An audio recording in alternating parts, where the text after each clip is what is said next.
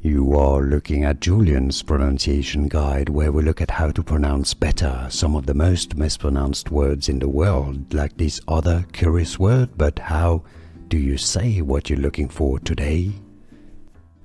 Biblical name pronunciation. If you want to learn more names from the Bible, make sure to stay tuned. We've got them all. I'll link a few of them and playlists at the end of the video. The Hebrew pronunciation is as Hadadrimmon.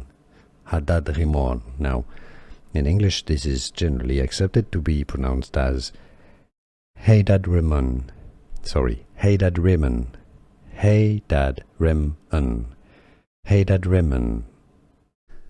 Here are more videos on how to pronounce more confusing words and names too many mispronounced. Like this video if you found it useful. I appreciate your support. I'll see you soon and thanks for watching.